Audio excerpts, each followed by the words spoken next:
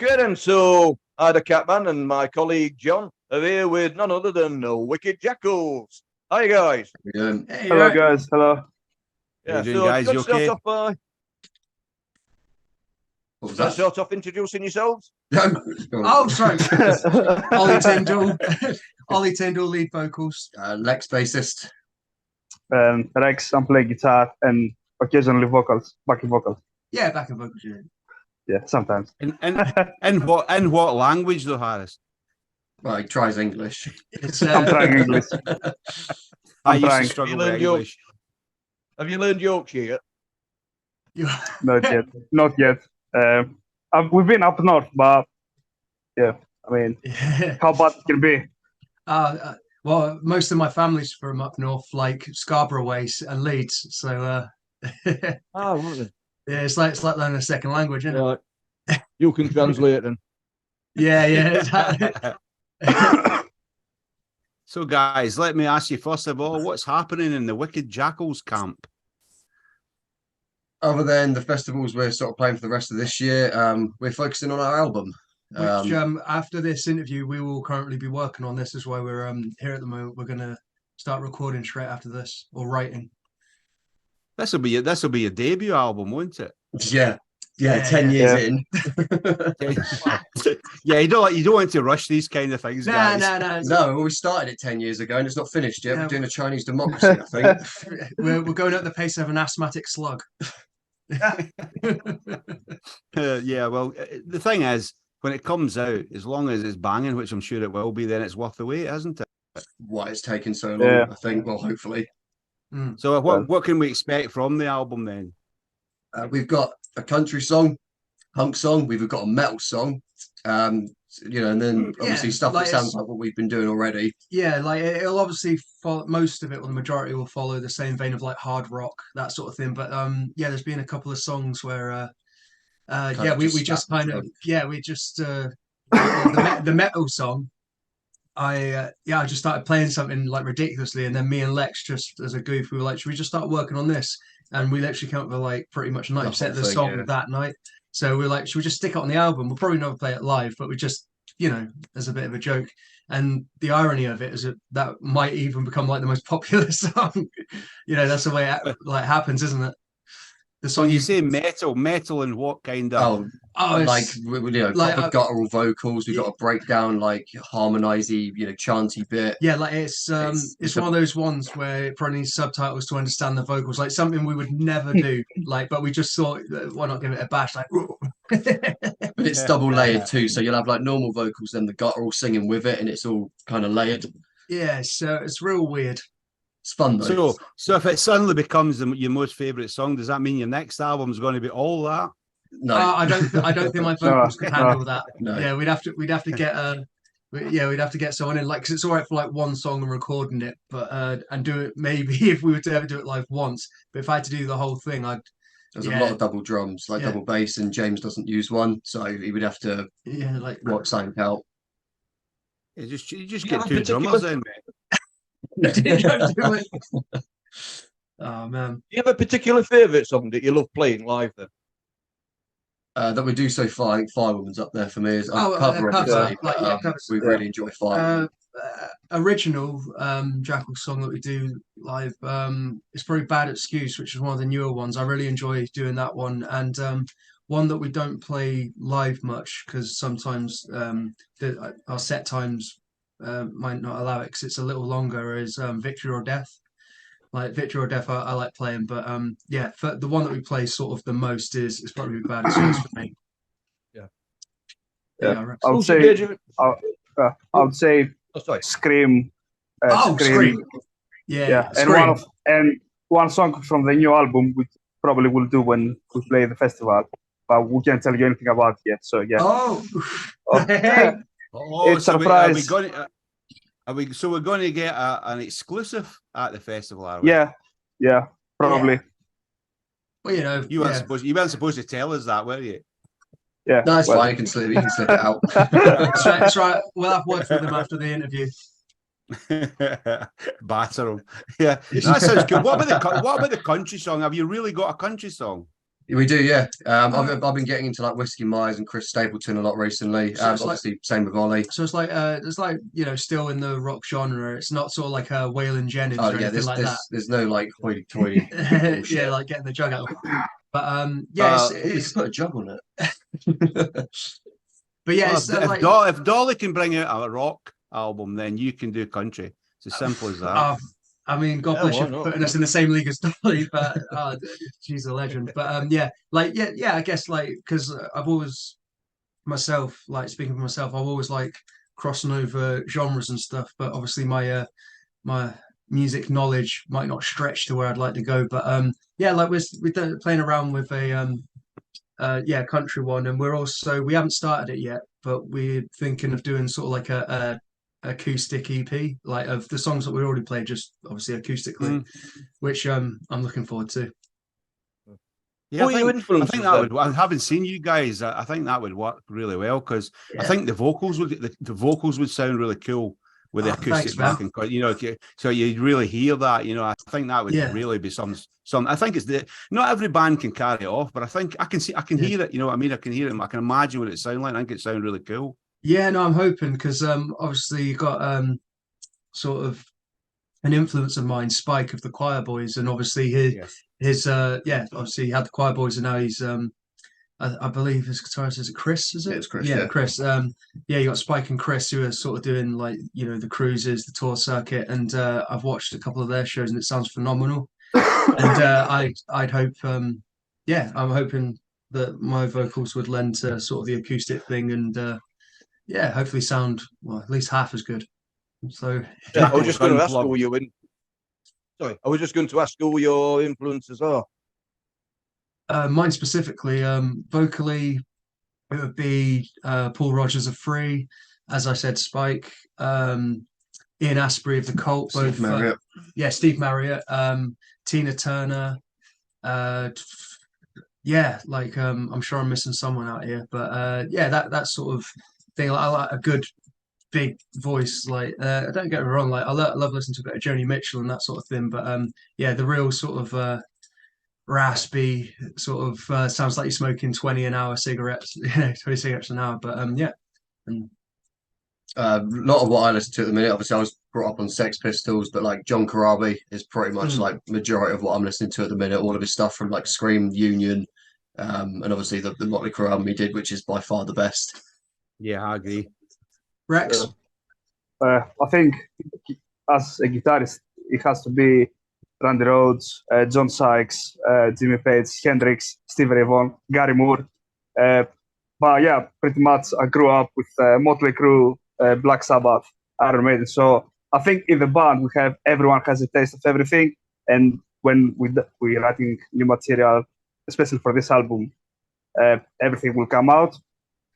Everyone's inspirations and ideas that come on. Like Lex said, he's into punk. Some of the songs have a punk vibe, some more metal, some more classic rock like Skinner. So we are open to ideas. We are not. That's the guy. Ronnie Van Zant. That's who I was missing. Jesus Christ. Ronnie Van Zant. Like we when Lex and I played Monsters of Rock cruise with Chris Holmes, we had a couple of days off beforehand, and we drove up to Jacksonville, Florida, in a Mustang. In a Mustang, and saw Ronnie Van Zant, Gary Rossington, Leon Wilkinson, Billy Powell, Cassie Gaines. We saw cracked a beer, had a cigarette, left a pick. Yeah, it was great. But that was the influence I was missing. Ronnie Van Zant. Yeah, well, I'll tell you what, guys, with the names that you're saying, they're no wonder you sound as good as you do, because if you're going to pick them, you might as well pick the best. And I quite like, I like the idea that you're going to have different sounds in the album, because I think, personally, I get bored if you listen to an album and every song's very similar, there's no change-ups. And I know one band just now called Shadow Smile from Sheffield, and their album is very much like that. There's all sorts on there. And because it's just their influences, they literally just sit down. And let's face it, Queen did that, didn't they? They brought out a song, didn't matter whether it's Crazy Little Thing Called Love or Hammer to Fall. Or you kind of write what you want to hear. Yeah. I think it's cool. It's insane. Yeah, I mean, like you said, Queen are a perfect example. Like, like Mustafa, bloody Killer Queen, like Hitman, that sort of stuff. Like they were just every single member in that band were just at the top of their field. Yeah, and that's right. And I think we've got away from that. I think too many, because of the way music's gone, people stay safe. If you look at bands like Bring Me the Horizon, you never know what they're going to bring out really either. Yeah, no, it's true. I don't know too much about them, but what I have heard, is very much like eras. Like obviously they were like screamo or hardcore, whatever, and then I think now it's very electronic and that sort of thing. Yeah. And even though it's not necessarily to everyone's taste, you got to admire their versatility and sort of how they evolve. Yeah, that's it. That's what it is. And I mean, that's the thing. In 10 years, you've been together. Well, you two have been together, and the Wicked Jackals been around for 10 years. So the fact is that I'd be worried for you if you were still playing exactly the same stuff as you were 10 years ago. Well, that's why we're writing an album. there are. But how many songs have you played in the last 10 years that you've now thrown away, though? That's the thing. So it's still evolution. Yeah. It's still evolution, isn't it? It's evolution. Yes. We used to have like a solid hour and a half, but we could do 2 hours before, but we gutted so many of our songs that now when we do like put an hour together, it's like, fuck, what can we do? Oh, this one, we still do that one. We've got rid of so many because we're trying to move. It's too late for that now. Maybe you can leave that out. But as I said, you do as time goes on, you do tend to trim the fat, and we've done that with a lot of songs. Obviously, there's a couple of songs like one that I wrote was like Scream, and people seem to like that a lot, so we've just kept that in over the years. And one that keeps peeking its head out, which was actually the first song that I wrote called "She's Gone to the Dogs," which now and again we do. But now Lex and I are sort of, can you call it a collaboration when we're in the band? We're writing together, and we're sort of going through it with a fine-tooth comb, and every drum beat, every nuance, every harmony. Makes you want to pull your hair out, but it's a labour of love, and sometimes it's more labour than it is love, but.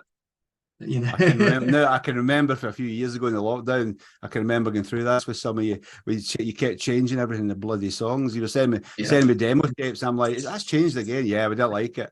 We've got really. Yeah, we're not perfectionists without the talent, I guess. that should be a t-shirt, mate. Wicked Jackals, perfectionists without the talent. Yeah, that's the next one. Perfectionists without perfection. But it's good fun. If you could collaborate with any artist, either dead or alive, or dead and alive, who would it be and why? If we could collaborate with anyone alive or dead? Vocally, like if I was the vocalist, I would love to collaborate with either Paul Kossoff of Free or Billy Duffy of The Cult. I'd love to do that. I'd absolutely love do that, like, because Paul Kossoff doesn't get enough mentions. He was. I can remember him. He was off the scale. I was a young teenager when he was still around with Free and all that, and he was just unbelievable. Yeah, nice. I've got to say Karabi again. As long as he's singing, if I can play bass to like that kind of vocal, it's just. And it'd be fun to play the Pistols, as I said earlier as well, just because of the attitude. Yeah. Motorhead would be fun, but I don't know what I'd do. Just kind of stand there and just backing vocals, I guess. No, absolutely. Rex? I think for myself it would be Philip Lynott and John Sykes, and maybe Johnny Thunders from New York Dolls. But I mean, Philip Lynott, Thin Lizzy played everything. Like they played funk, they played Thin Lizzy. Yeah.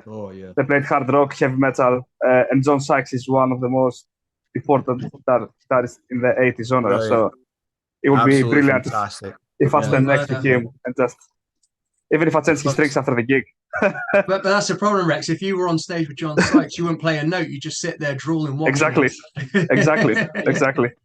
But you'd look cool, Rex. You'd look cool. That's the main thing.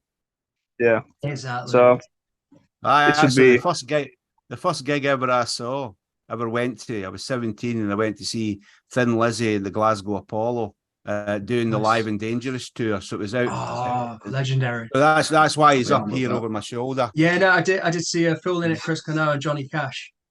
and then there's a Beatles Oh, one there. the Beatles. Yeah. Mainly because I'm in Liverpool.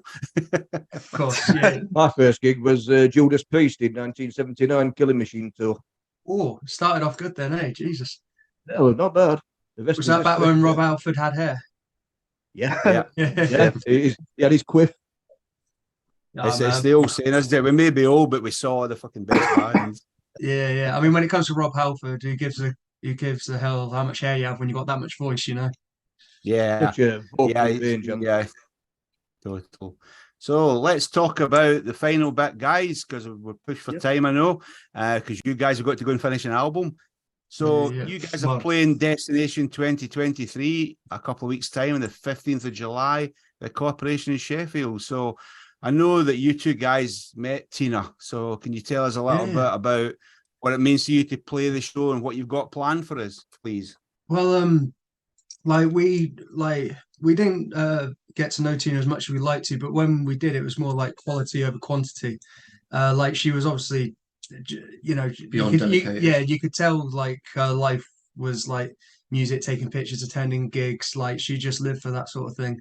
And the fact that she's got a festival dedicated to her just shows how many people that she touch, just like influenced her and stuff like that. Like she's it's insane and it's amazing.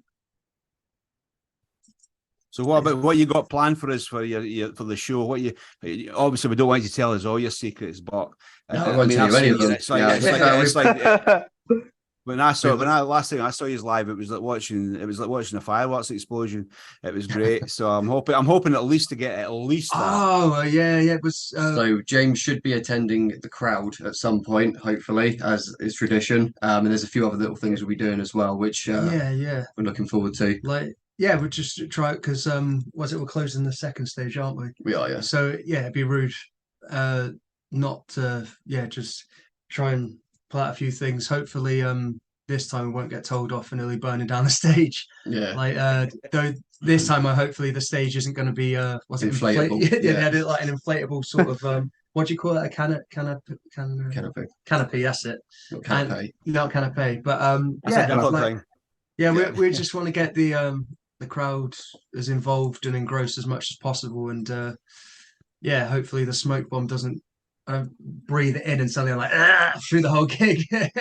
No, you'll be all right. You'll be all right at the Corporation. Who are you looking forward to seeing? Other bands at the Corporation at desTINAtion? Who are you looking forward to seeing? Yeah, I mean, Tiger Tails always put on a bit of a commotion going out there. Yeah, Tiger Tails are always they put on a good show, that sort of thing. But like time just by the rest. Yeah. What about you? Rex? Have you played with Ash and Reach and Bad Archers and people like that? Hang on. Yeah, Ash and Reach, actually, they were supposed to play with us in London on our anniversary gig, but unfortunately they had to pull out. Their van broke down. Oh, right. No, they're good lads. We played with them at Rockwich as well. Oh, it was just at the Hammer and Tongs Festival, not... No, but they are they are playing as well. Yeah. I think Bad Actors mostly. Yeah. Oh, yeah. Yeah, no, we played with Bad Actors. It was Rockwich. Unknown Refuge as well. They actually did play with us at our anniversary gig. Oh, yeah, they did. I remember that. Yeah, it's the thing with the thing with the festival is there's something there for everybody because there's all sorts of different genres within the rock and metal sort of world. There's a lot of different sounds there from sleaze and glam right through to metal. So we're really looking forward to it. We're looking forward to seeing you guys and hosting you there as well. Thank you very much. Yeah, we're looking ourselves. I just got to make sure I don't have too many of these before we play at 11. It's sound check at 11, but you've got to be sober for the gig. Oh, isn't the gig 12 hours late? No, well, do you know what have you announced what time we're actually on stage? Because Ollie's trying to plan out his drinks from sound check. That's all right. Well, what we'll do is we'll wait till after the gig and then tell him what he's sound checking everything. That'd be much more interesting. I'll just be there, stood in an empty field, just going 1, 2, 1, 2. Can I get more reverb? Cheers. I know, but honestly, we can't wait. We can't wait because obviously everyone's there for one reason, and that's to obviously honour Tina. So I think everyone's going to have a sort of a real wholesome vibe about them, which we can't wait to be in there. It's going to be a great day, an emotional one, but we'll blow that roof off, and I'll tell you now, Tina's going to hear us. She's going to see us and everything. Oh yeah, absolutely, man. We'll be there. Absolutely. Well, this was actually her wish on the day that she passed, before she passed away. She asked her family not to have a funeral, but if they could arrange to have a party with people with rock bands. So that's exactly why we're doing it. I think that exactly explains just the sort of person she was. Yeah. Like, and bless her heart. Yeah. So, well, a massive thank you to you guys, the Wicked Jackals. Thank you to my colleague John for joining me. And we'll see you at desTINAtion Festival on the 15th of July at the Corporation in Sheffield. Thank you very much, See John. you soon. See you soon. Thanks for having us. See you later. Thank you.